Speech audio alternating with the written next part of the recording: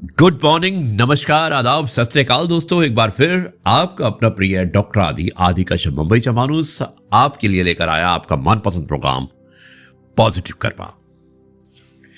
दोस्तों आज है एपिसोड नंबर 1672 और आज की एक विशेष कहानी है बुद्ध की शिक्षा, यानी कि भगवान बुद्ध की शिक्षा के बारे में, उनकी दीक्षा के बारे में। मुझे उम्मीद है कि यह कहानी आपको पसंद आएगी। ज्यादा समय नहीं लेता हूं, एक चाय की चुस्की लेकर शुरुआत करता हूं। इस कहानी की कुछ इस प्रकार।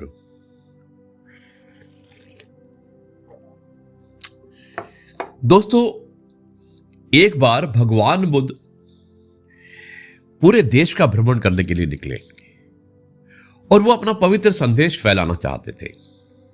एक दिन वो गृहस्थों से भिक्षा मांगने के लिए गांव में घूम रहे थे, लेकिन गांव के मुखिया ने अपने अहंकार और बुरे स्वभाव से सभी गांव के रहने वालों को भगवान बुद्ध को भिक्षा ना देने और उनका और उनके शिष्यों का बहिष्कार करने के लिए मजबूर कर दिया।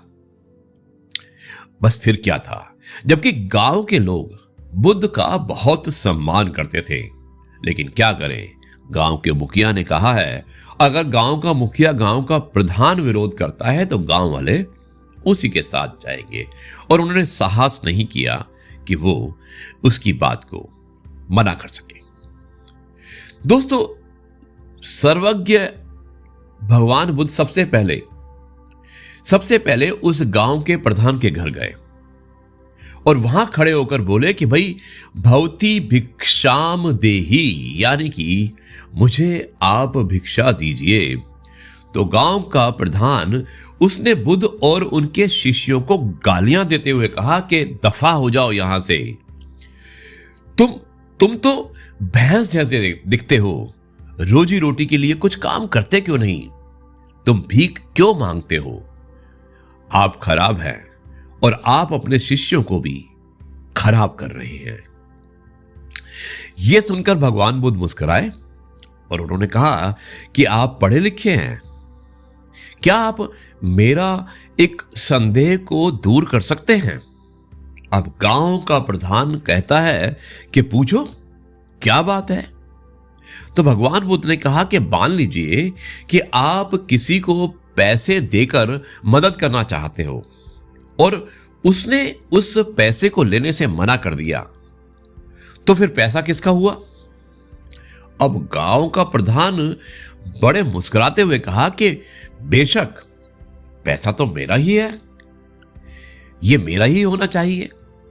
तो भगवान बुद्ध ने कहा कि उस स्थिति में जो फटकार की भिक्षा तुम मुझे अभी दे रहे हो वो तुम्हें वापस मिलनी चाहिए, क्योंकि मैं इसे लेने से इनकार करता हूं।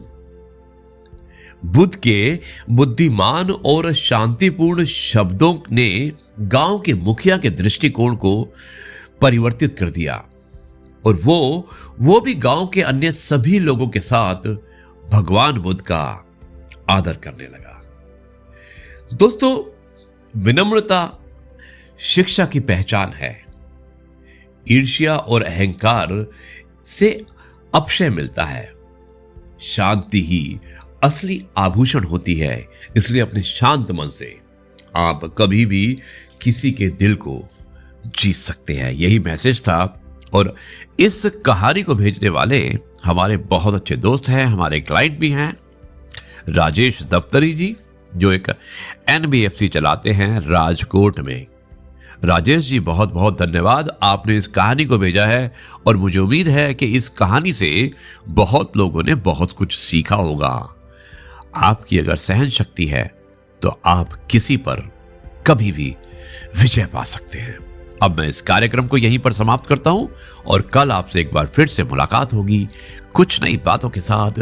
तब तक के लिए आपसे कहता हूं जय गुरु जी, शुक्राना गुरु जी।